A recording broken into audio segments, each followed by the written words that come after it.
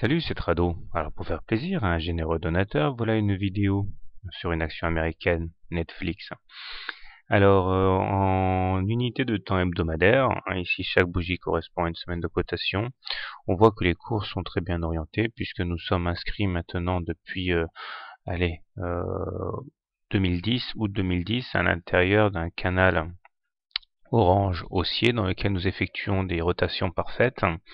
Et nous sommes d'ailleurs actuellement à peu près au milieu de ce canal orange, ce qui nous permettrait d'ailleurs d'aller chercher tranquillement les 255 sans remettre en cause du tout la tendance haussière, d'autant qu'on voit que ce canal orange épouse la moyenne mobile à 20 semaines, ici en vert, et j'ai oublié de mettre les flèches, et donc cette moyenne mobile à 20 semaines est pour l'instant infranchissable en clôture, puisque même si elle a été attaquée en séance à plusieurs reprises, notamment en juillet 2010, en mars 2010, eh bien elle se révèle infranchissable en clôture, ce qui veut dire que tout retour sur cette M7 pourrait être conçu comme un bon point d'entrée.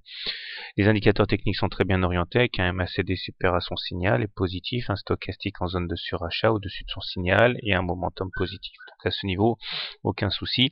On voit qu'on a un gap qui a été ouvert semaine du 4 juillet et un retour sur les 268 correspondra à un point d'entrée si vous êtes haussier. Au-delà, nous sommes en période de consolidation puisque nous avons inscrit un plus haut à 304 et que maintenant nous sommes en train de consolider cette belle hausse puisque finalement on avait une vague qui nous avait amené de 240 à 304 sans coup férir. Donc tendance haussière de moyen terme puisque nous sommes au-dessus d'une M20 croissante. Maintenant en journalier, on voit que les choses sont un peu plus délicates.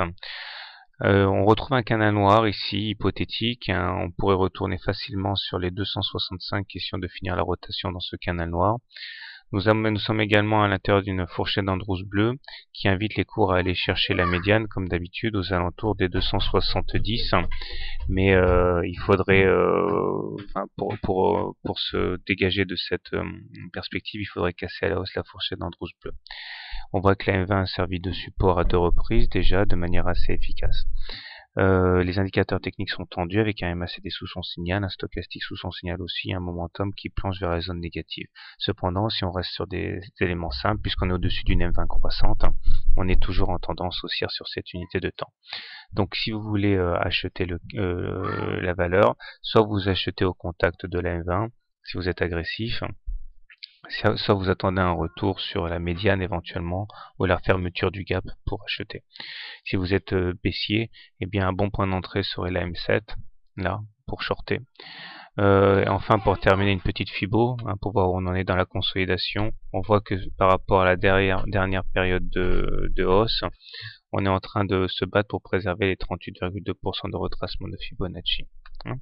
Voilà, donc en hebdo, on est haussier, en journalier, on est encore haussier, mais en consolidation. Voilà, bonne soirée, bon week-end, bon trade.